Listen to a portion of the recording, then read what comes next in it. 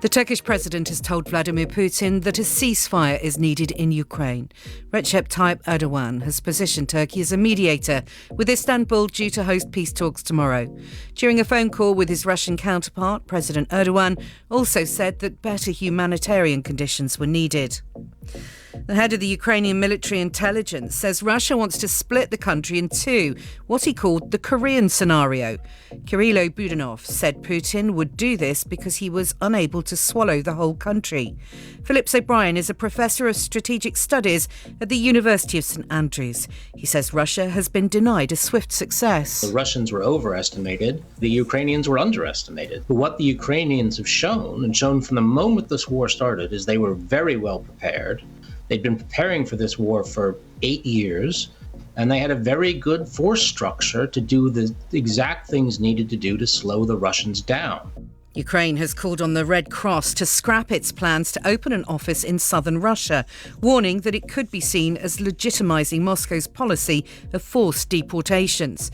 The country's top humanitarian official said 40,000 civilians had been trafficked via sham humanitarian corridors into camps in Russia. The charity says it has no first-hand information about enforced evacuations.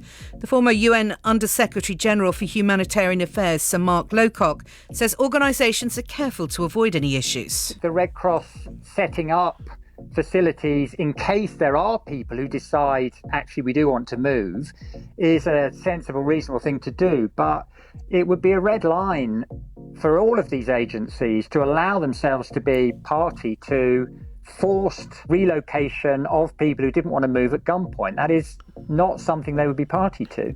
The Met Police have confirmed that no criminal investigation will be launched into the actor Noel Clarke. Last year, The Guardian published allegations of sexual misconduct from 20 women who'd worked with Mr Clarke, who's known for playing Mickey Smith in Doctor Who. The officers said the information it had received would not meet the threshold for a criminal investigation.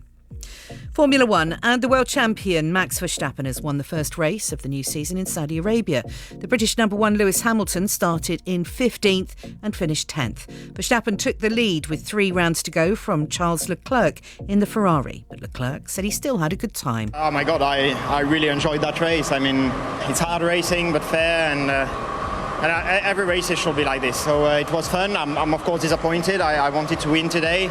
It's like this. He did a great job, and it was a fun race. And an NHS worker says she will not quit her job after winning a share of £1 million in the lottery. 60-year-old Marion Woods works for Northampton General.